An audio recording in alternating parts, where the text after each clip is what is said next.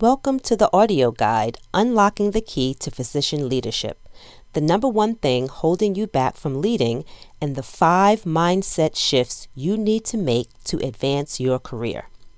I'm Dr. Lisa Herbert, board-certified family physician, best-selling author, speaker, and executive leadership coach, and I help physicians transition into leadership roles so that they can be the respected voice in healthcare. So as you approach 2020, a new year, a new decade, you may still have some resolutions and some goals that you have not accomplished. One of those things could be advancing your career, or going after a promotion, or a leadership position. For some of you, it's just hard to kind of get it going. You may not have stuck your toe in the water yet, or maybe you have stuck your toe in the water, but you just can't go any further. So I wanted to talk about the why behind what's holding you back and the mindset shifts and questions you need to ask yourself. So the first thing that I wanted to do is sort of give you my personal story so that you can sort of get an idea of when I say what's holding you back, you know exactly what I'm talking about. So for me, I practiced medicine for 20 plus years. I also had leadership roles. I was a medical director for a family planning clinic. I also had leadership roles in corporate medicine and clinical academic medicine, and also in healthcare administration. So during that time, I was also raising 2 young kids, I was a wife, and I had other responsibilities as well. And what I was starting to realize was that I was on autopilot. I was just getting up every morning, kind of doing the same thing, doing the same routine, and just not really taking the time to sort of step back and recharge. I didn't have a self-care plan. I didn't have balance in my life. All of the things that I really coach about and talk about now, I really didn't have that going on in my life at the time.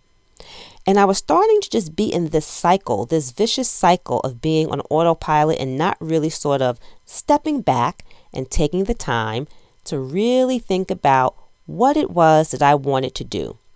I didn't take time to think about the aspirations and the goals that I set for myself. So in terms of my own personal story, I experienced what I know now to be burnout. But some of that burnout wasn't just the amount of time that I was putting in and all the long hours. A lot of it was just being frustrated with not being able to achieve the things that I really wanted to do in life. Because I was just kind of going through the motions every day of what I thought other people wanted me to do, or what I thought society wanted me to do, or what I thought my loved ones wanted me to do. So I put my own aspirations and the things that I wanted to do on hold. So I had to step back and really think about it. Well, what was holding me back? What were the things that were happening in my life at the time that was causing me to not be able to put my toe in the water and then my foot in the water and then just move forward? So I had to really step back and examine that. And that took a period of self-reflection. It took some coaching as well to kind of get myself out of that cycle, to really start thinking about some of the things that I wanted to do. So I realized that there were some things that I was telling myself that prevented me from moving forward. There was a mind shift that I had to change. So here are some of the things that I was telling myself that were really not true. And I think you may be telling yourself the same thing as well. So the first thing that I was telling myself was, what will they think? What will they think if I decide to do something different? Or if I decide to leave clinical medicine? Or if I decide to take on full-time leadership role? What will they think? The second thing that I was telling myself was, will they respect me? And that they could be, your family members, it could be your friends, it could be your colleagues, but basically, will they see me as the same person? The third thing that I was telling myself was, well, why now? Why do you want to do that now? You just have so much other stuff going on. Why do you want to just up and change now? The fourth thing that I was telling myself was that it was just going to be too much. Why am I trying to add one more thing to my plate? I have all these things that I know that I'm trying to do and that I have to be responsible for. So you know what? It's just going to be too much. And the last thing was just the overwhelming guilt. The guilt of starting something new and feeling a little selfish, that thinking or that mindset of, why am I trying to do something for myself when I know that I'm supposed to be taking care of everyone else? So these are some of the things that I was telling myself, and these were the things that I realized that was keeping me stuck. So just take a minute to think. Are these things some things that may resonate with you? Does this sound familiar? Well, the fact of the matter is that there's nothing positive about any of these things that I just said, and they're just all assumptions. We really don't even know the answers to these questions, but we assume that these are the things that other people are saying and thinking about us. So what happens when we start to think in those terms? Well, the number one thing that starts to happen is that our confidence starts to plummet. Because we are continually thinking negative thoughts. We are continually questioning ourselves. We're staying in a negative thought process. So in addition to our confidence taking a nosedive, we also can defer our career, we can defer our goals, and we can defer our aspirations. And sometimes we can defer them to the point where it just never happens. So we really must start to change our mindset, change the way that we're thinking so that we can move from stuck to unstuck. And really at the core, I think, of all of these assumptions, that we start to think that we have the answers to all of these things that we tell ourselves. Really at the core of it are the emotions that start to really build up when we feel like we want to try to do something new. So the first thing that surfaces is this feeling of anxiety, oh my God, what am I about to do? Then the number one thing that surfaces, and this is the number one thing that holds us back, is fear.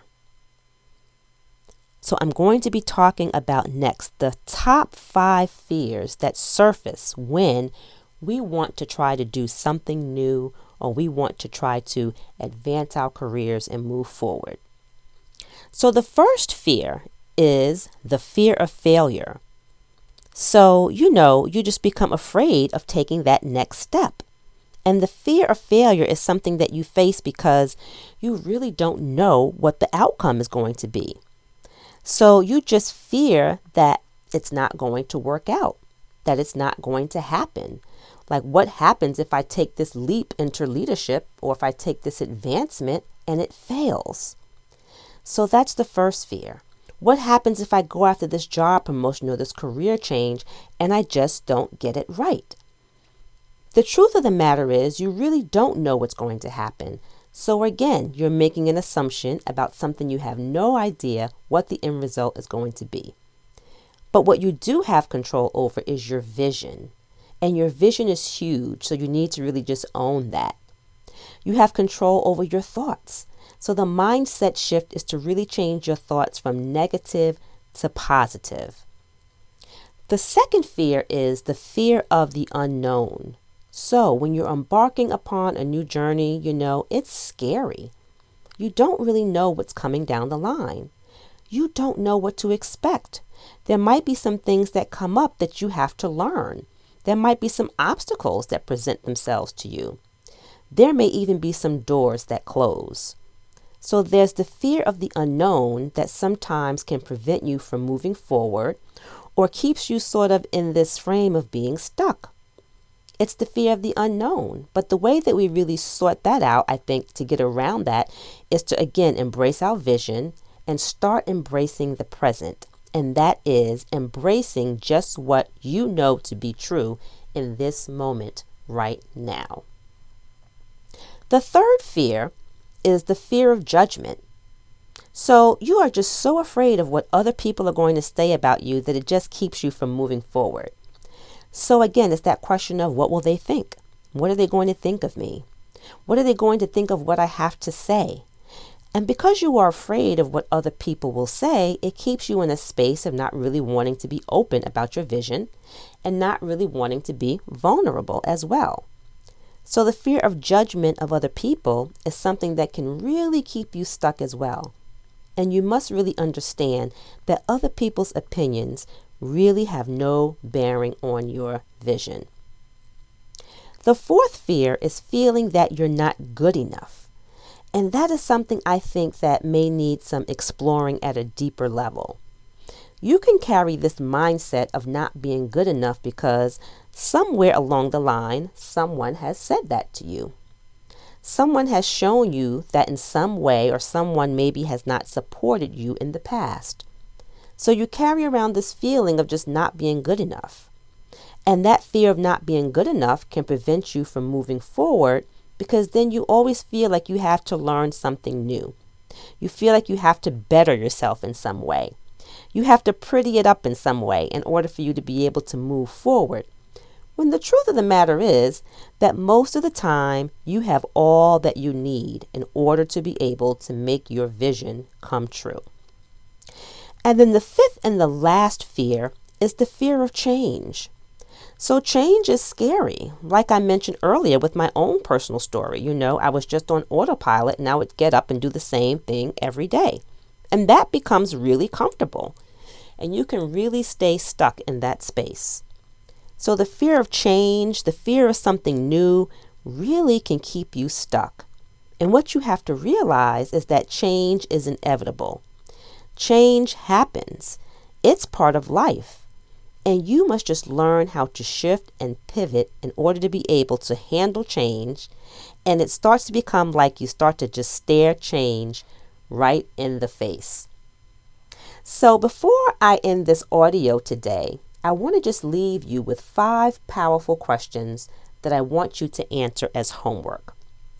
I'm also going to provide you with a link to the questions in case you want to just reflect on that later on at your convenience, and that'll be in your email. The first question is, what is your vision? So let's identify what your vision is for 2020 and be very specific about it. The second is to identify who you need to help you and what you need help with in order to move forward with your visions and goals for 2020. Because like I said, you cannot achieve your goals by just being a solo person.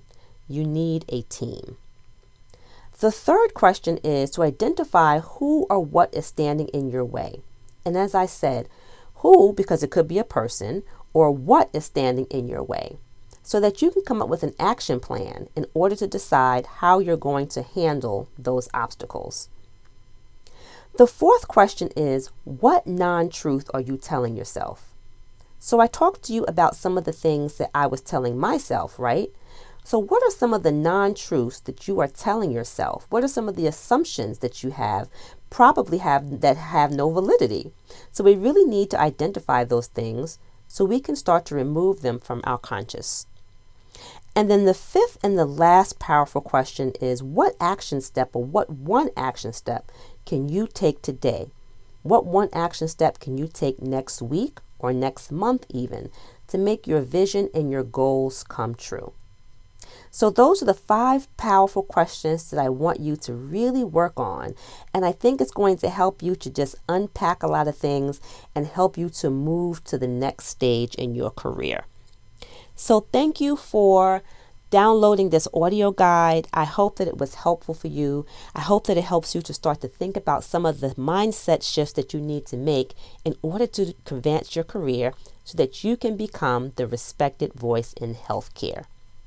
Take care and have a great rest of your week.